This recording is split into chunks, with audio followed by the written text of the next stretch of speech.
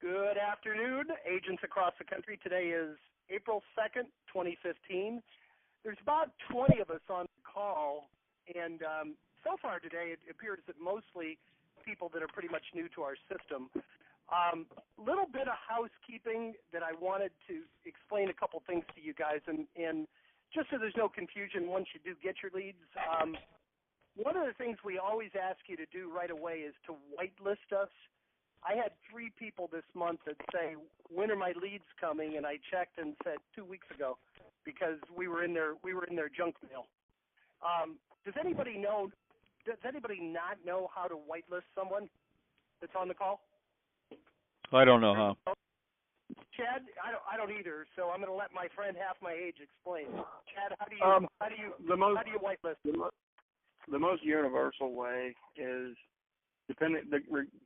regardless of what email system you're using, go into your contacts or your address book and add a contact with the email address info@alltheleads.com. And what that does, that tells your email provider that, hey, this domain is in my address book, and that should be all it takes. So just add like Jim Sullivan or Chad Corbett as the contact name, and the email address can be info@alltheleads.com. And that should prevent any messages that come from our system going to spam. Perfect. And the other issue that we've had questions about, guys, is when do I get my leads, the delivery time. Typically, when you sign up the first time, you're looking at anywhere from 10 to 14. Somebody is shuffling their microphone around. Guys, could you sort of mute that, or I'll have to try to find you and mute you out. The first set of leads are going to come about 10 to 14 days, about 2 weeks after you first order them. After that, they should come about the same time every month. Because I've had a lot of calls this week, not a lot, but I've had several calls. Like last month, I got my leads on the 23rd, and I don't have them yet. I wanted to kind of explain something to you guys. One of the really great things about these leads, it's very low-hanging fruit, and one of the reasons the leads are so valuable, it's so hard to get. It has to be physically, gathered by human beings. Anytime you put human beings into the equation, we had a case where there's a courthouse where you can only gather the data from 12 to 2 on Tuesdays, and our researcher had a death in the family, so that got delayed.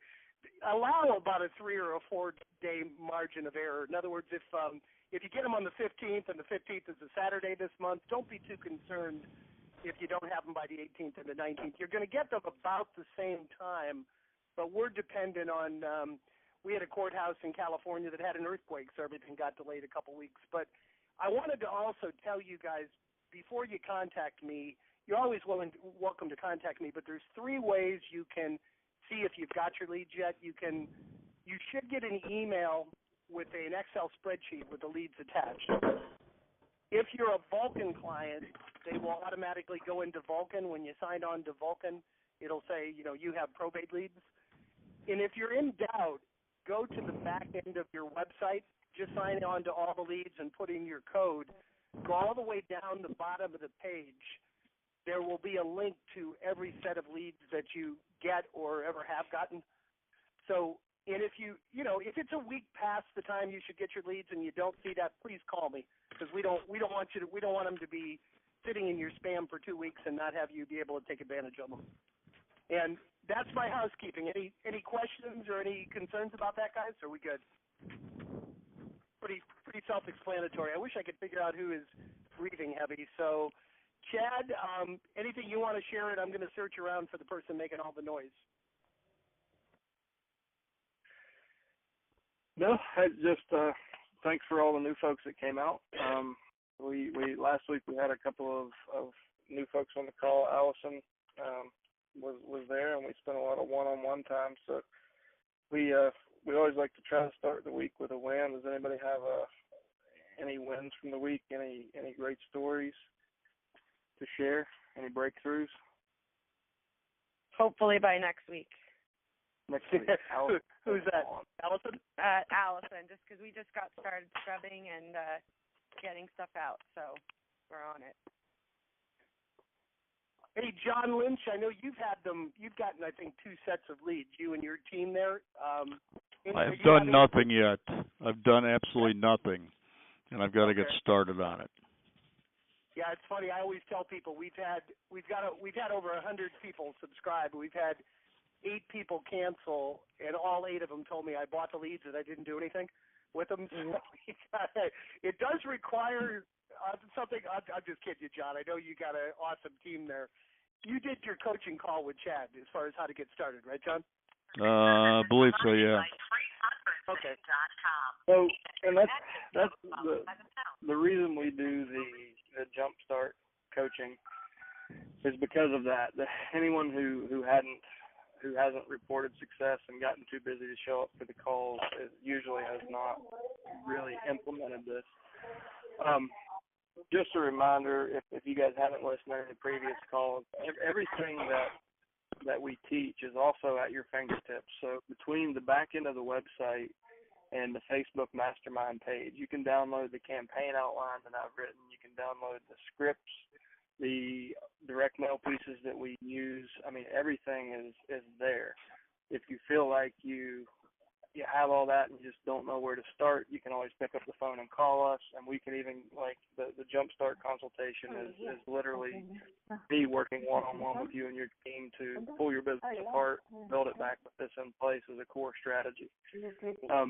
But I encourage everyone to, if you haven't, download and print the probate campaign outline.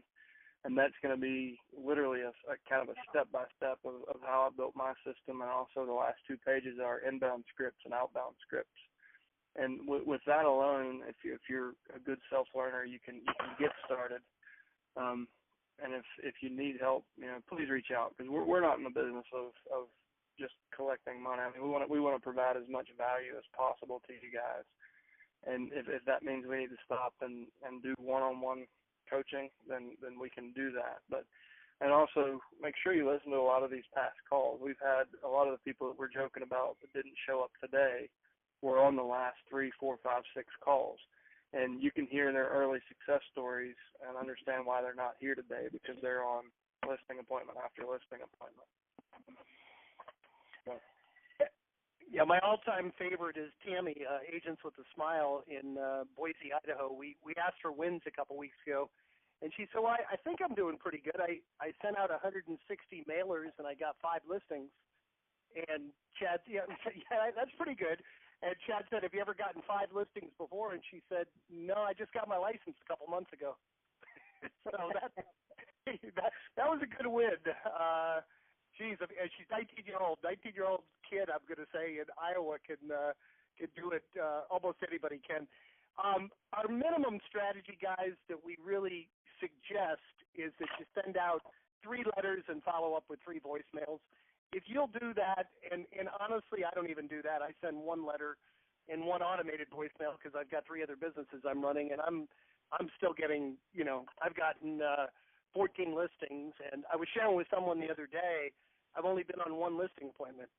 The other 13 were, the heirs were scattered all over the country, so I was able to just have a phone conversation, send off the paperwork, and, get a key in the mail and take off. And these properties sell too because these people are not looking to get top dollar. Chad, you've done a number of them. What's your take on most of a small percentage of them will take an investor offer, but a very small percentage. But most of them want close to market value, but they're willing to take a bit of a discount. Is that what you're finding? Well, the great thing about it is they have they don't really have expectations of market value. So a lot of times when you list these homes, when you have the initial conversation, they don't know how to value their real estate. They don't really know what it's worth, so they just hang their hat on tax assessment.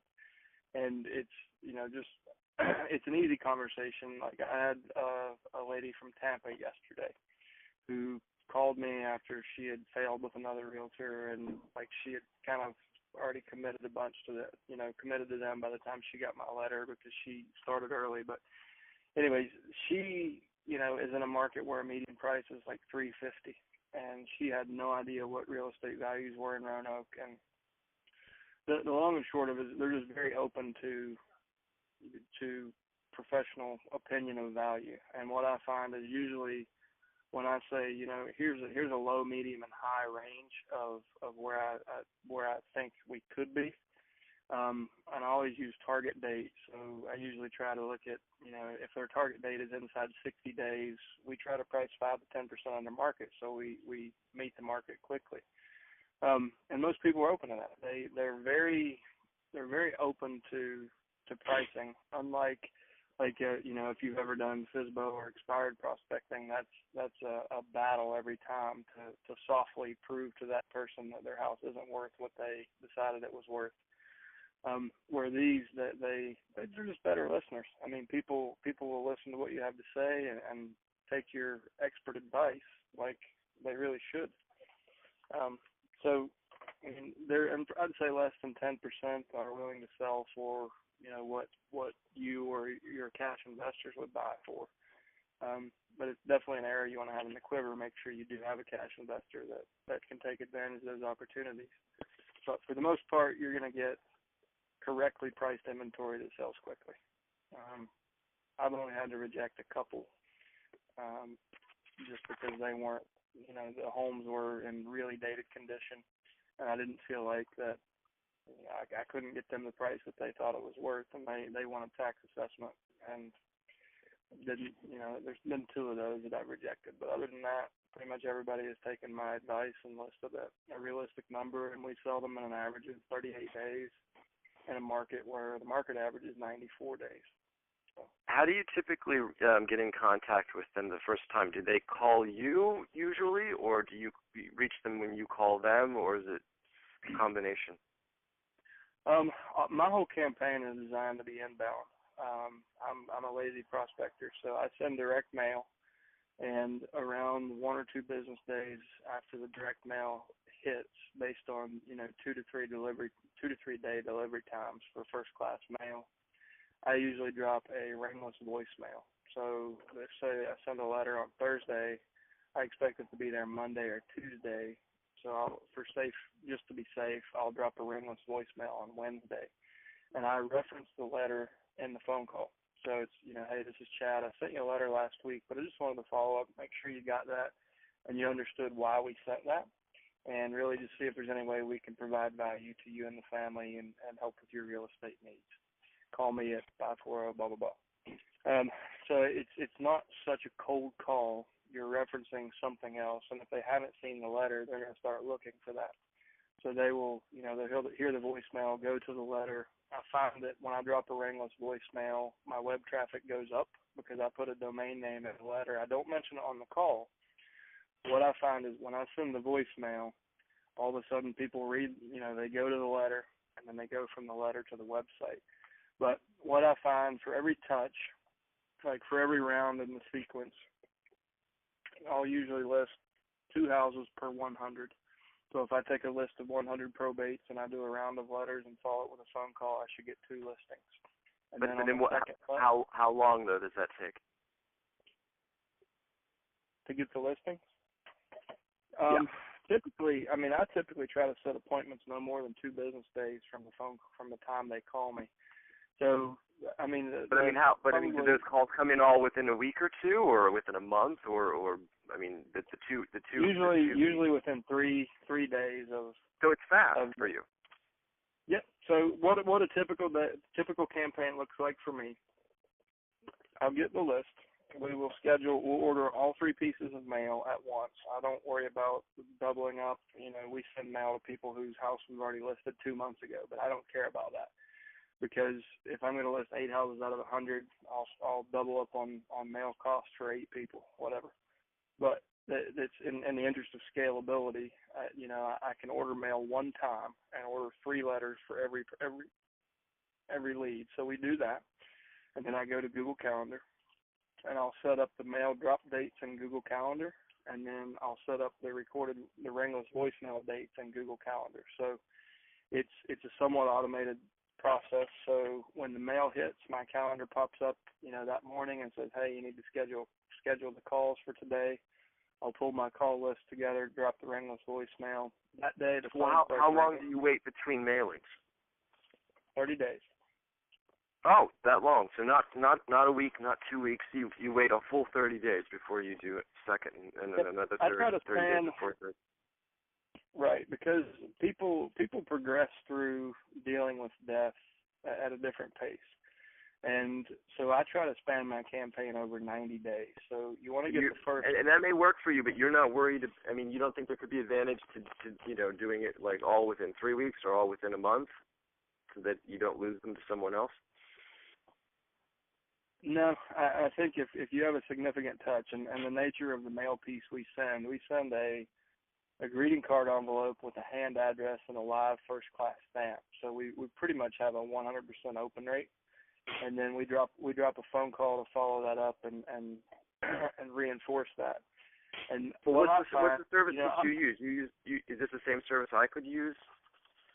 We do the mailing internally. We learned the hard way that it's hard to scale with a third party. So if you go to alltheleads.com and look under, I think it's member services, we have a mail order form where you can order your mail. You can choose 2-week spacing, you can choose 30-day spacing, or you can choose. Well, how much is it per letter? It's less than $1.50. I think the highest we go is $1.50. So. Oh wow. Ridiculous. So you save a lot of money doing it yourself. Yeah. Well, I was just going to add, Chad, it depends. If you're getting 30 or 40 leads a month, do it yourself. If you're getting 200 or 300, your time is more valuable. And if I could add something to that question, one of the nice things with the probate leads, almost without exception, the probate attorney will tell the heir, it's going to be 60, 90, 120 days until the legal work is done and you can sell the property. So my experience is that most of these sellers don't plan on doing anything until the legal work is done. So one of the things that we suggest you call them, and it's usually, we get the probate at the beginning of the process. So they really still have a few more months probably until they can transfer title. One of the first things we suggest you tell them is, you may may not be able to actually close for a few months, but we can go ahead and list it today, get the property on the market, and use this downtime to find a buyer. So I don't find my experience and the people we talk to is most of these sellers don't actively reach out to find a listing agent until their attorney gives them the green light that the probate work is done, and then they go look for a referral or they go to the Yellow Pages or something like that. The leads have a really good shelf life, so I think Chad's plan of spacing them makes more sense for probate. That's what we found. Sorry, Chad, go ahead. But honestly, on a 90-day campaign, I list a lot of houses that they're holding like letter number 2 from 6 months ago. So they haven't received a phone call or a letter from me. Can you shut my door? Is it okay if I put it on the in months? But they finally, whatever happened in their life, whatever event finally, motivated them to take action and do something about this responsibility. I don't know what it is, but they will go pick up the letter that I sent, and they'll call me and say, come list me. And almost, I would say 95% of my calls are come list me calls. They know what I do. They've gotten the phone messages. They've gotten the letter. They've not raised their hand yet, but when they do, it's a short education. So it's, I think if you spend all of your energy in the first 30 days, you're going to miss a ton of opportunities for those people who are moving at a slower pace. So I think it's very important that you get your first round of letters and phone calls out immediately. But I also think that spacing it over a 3-month period is you're gonna cover more surface area and get you'll have more opportunities. Can I ask you, if you were me and you were just starting out and you're getting leads from 90 days ago, I mean, what would your strategy be to work them? Obviously, the newer ones are the ones that you want to give priority to, but what would you send to all of them, and how would you do it? I think they're all equal opportunities. So Tammy, the lady that Jim shared the story about earlier, they bought 3 months of historical data, and they had 175 leads. They sent 1 letter and 1 ringless voicemail. They had 10 people respond, and of those 10 people, there were 7 properties. They listed 5 of the 7, and the other 2 had listed to someone else, but they called to thank them for the service that they're providing. So she she didn't even have current leads. She listed 5 houses off historical leads. So I think that your 3 months historical is as valuable as your current leads. So I would put them all together in one campaign, assuming that your numbers are manageable. I would order your direct mail, and then I would either start, schedule your live calls or your recorded calls to happen within 3 business days of the mail drop date, and I would go. And I think at a minimum, what I would recommend is 3 pieces of mail over 3 months and 3 phone calls. If you really want to be aggressive, you can really dig in with phone calls and send 3 pieces of mail and make 6 phone calls or 12 phone calls, or completely exhausted until. But I think at a minimum you should do 3 and 3. Well, you were giving us a return rate of 2 on 100, and that was over a 90-day campaign.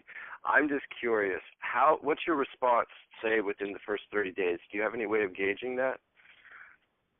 I usually get I'll get 2 listings on the first round, 2 listings on the second round. Oh, 2 on. So at least over 90 days. So you're not getting a 2 lead turnaround per 100 leads. You're getting a 2 lead turnaround per 100 mailings. Yes. So you're actually getting 6 out of 100. 6 out of 100, 2 per touch in the sequence. Wow. And that's consistent across a variety of markets. That's what other people report too. Tammy's numbers are actually pretty high. I mean, five listings off of 175. They nailed it, and they haven't even done their second touch yet. And we've seen people who have not sent letters and just made phone calls. David Bryant in South Carolina, he had a 10-to-1 conversion. So he made. One question I have is do you think that, I mean, I know you source your information really well, but I mean, do you think that that's it basically, that you're reaching people other people aren't reaching so much? Absolutely. I mean, that's why we do. A couple of reasons we do what we do. I mean, this is a lead source that anyone can do this. If you go to the courthouse, take a pen and paper, do a 3-step process, write it out, and then rinse and repeat the next month, you can do this by yourself. So it's not but it's extremely hard to do, and it takes a massive amount of discipline to get it done every month. And it's just like anything else. You can farm, or you can go to the supermarket. So you can take your own time and energy and resources and go to the courthouse and do this, or you can know that we know how to do that, and we figured out how to scale that using an army of people. And I've only been on, the only competition I've ever had on listing appointments is a realtor who goes to church with a seller or a family member who has a license. I've never, ever had a competition on a listing appointment. How long does it typically take you to close? In my market, I'm in a commonwealth, so we can actually close the real estate before the probate is complete. So what we typically, my cycle, like my cash conversion cycle, if I send out mail on day 1 when I get the list, a lot of times I have closing in the first 45 days. So, typical cash conversion cycle on a listing strategy is going to be 90 days. I can say I can cut that in half. So you'll get over the 90-day period. You'll get some that might be 90 to 180 days. Right. It's very realistic to believe that you'll put checks in the bank inside the first 60 days for sure. Hey, Chad, well, even in a non-commonwealth. Hey, Chad, this is David from Denver calling. I signed up for the system last month, haven't received any leads yet. But I was curious about your campaign that you mentioned. I'm wondering if you could be more specific. You mentioned that your first letter, you sent out a greeting card with a live stamp and a handwritten letter. What is the basic text of that letter, and then what does the second and third letter look like? So we have 4 letters that have performed. And if you go to alltheleads.com and log into the members area, You can find those letters there. You can also go to the files section of the Facebook Mastermind group. There's a Facebook group called All the Leads Mastermind. And if you don't have access to that group, you can request access. So again, it's All the Leads Mastermind, and you can search that on Facebook and click request access. Once you get in there, if you look at the top, there is all the way to the right on the top menu, there's a link to files. So every letter that we're discussing here is there. You can download it in Microsoft Word format, so you can customize it for yourself. That's also where the campaign outline and scripts are. But the letters we have letter 1, letter 2, letter 3 is kind of set up as a sequence, and it discusses options. And that's really what this strategy is about, is not just calling and saying, hey, I'm a great listing agent, here's my picture on a postcard, and I just sold this house and I got these listed. It's more about what's in it for me. So what differentiates you? What options can you offer to somebody? What makes you different? So they're going to reference and so you're going to basically open the door on the 1, 2, 3 letter sequence. You kind of open the door as a buyer's agent, not a listing agent, saying, hey, I've got a cash buyer that's looking to buy homes in this neighborhood. I understand you may have inherited a house, blah, blah, blah. All, by the way, if you'd like to sell for full retail, we have a great system for selling homes, yada, yada, yada. The second letter kind of says that in a different way, and the third letter reinforces the same thing in a little different way. There's a letter in there called Probate Options, and that's a letter that one of our guys, Paul Hayhurst, wrote, and it's more of a bullet point letter. So it says all the same things, it's just in a different format. So you've got 1, 2, 3, and 4. So it's kind of a menu of services that you provide. The key to using these letters, and I guess we can recap this. So one of the first things you need to do to really make this a successful strategy for you is to build your team around you.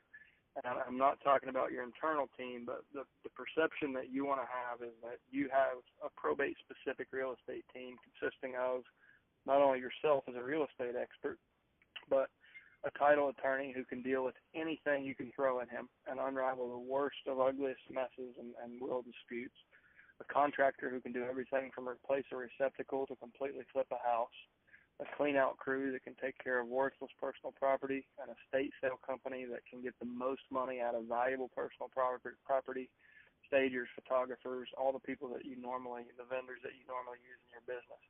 So those things are vital to you being able to match up with the letters and actually provide those. So if you don't have all those key players in place, look at who am I going to use for an estate sale company? Where the heck do I find a clean-out crew? Who's my best title attorney?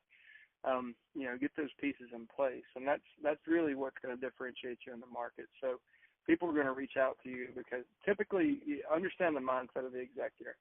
So they obviously had a massive impact on the deceased because they appointed them to administer to unravel their entire life. And these people have lives of their own, and as the executor, they're kind of the top of the decision-making chain, so they don't really have anyone to talk to about it. I find that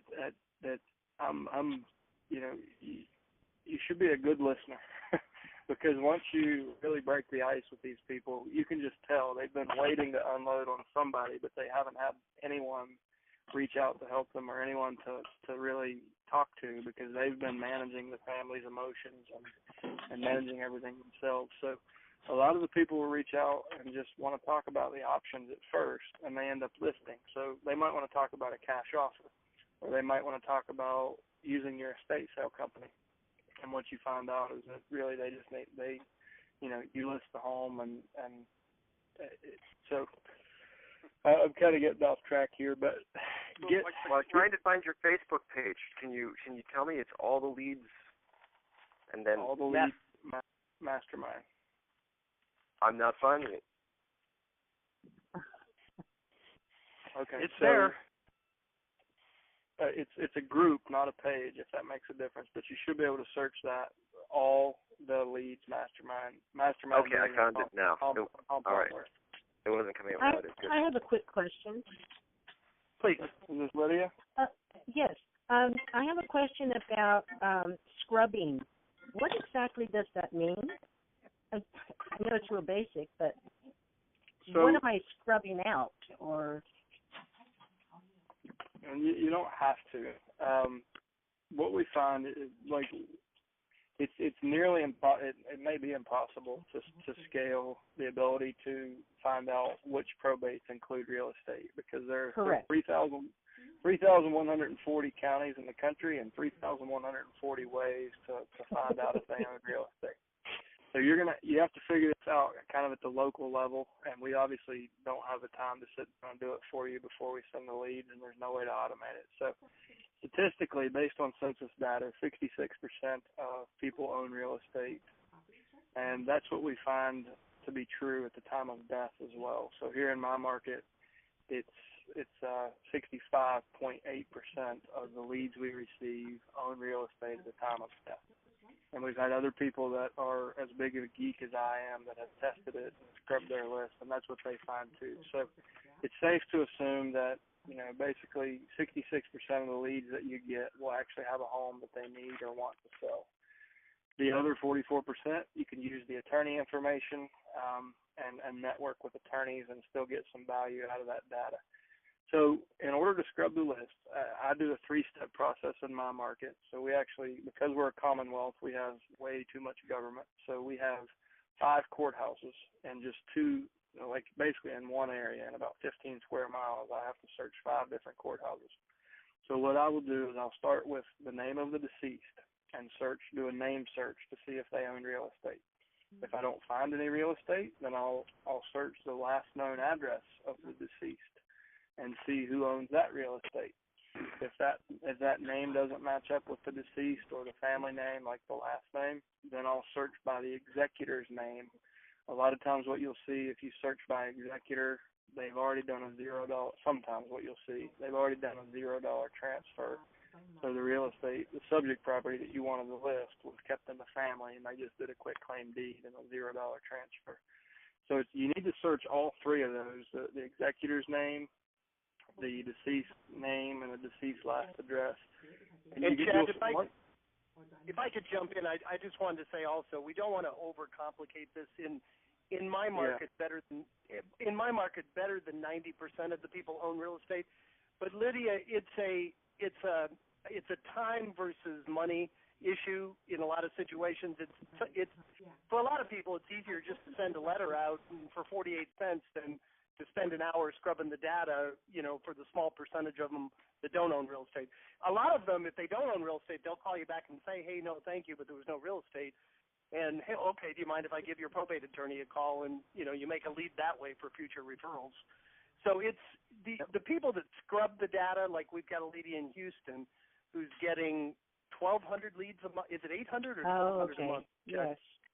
She's getting so many of them. She not only scrubs to make sure they own real estate, but she eliminates any houses under 100,000 because she doesn't want to. Yes, I remember that on a call. Yeah. So and honestly, Lydia, the only reason that I do it in my business is because Emron, one of our guys from Brooklyn, he started doing it, and he was asking this question, and I couldn't answer it because I'd never done it. So for the last 3 months, we have done it, and for me, it's more of just a tracking and just knowing. Now I know. I know that 66%. But before, all I did, I sent 3 letters and 3 ringless voicemails to every single person on the list, and guess what? I got the same amount of business. It cost me a little bit more. So, you might be spending an extra $20 a month, but I probably pay my assistant more to do the scrubbing than it's worth. But for me, it's also, I can share what I know with you guys. So that's kind of why we started. I agree with Jim. Don't get lost in the details. If you're trying to get started with this, it's not once you get it up and running and you've got revenue in-house, if you feel like you want to trim off a few % of your campaign costs, go for it. But I don't think it's necessary at all to get started. Okay, I have one thing to share that's a positive. And I wasn't sure how this worked, so I made calls to begin with. And one of the things that I've done is I've invited people for coffee so we can just chat. and I found like 4 people that we went to have coffee, and 2 of them just wanted to vent, which was which was fine.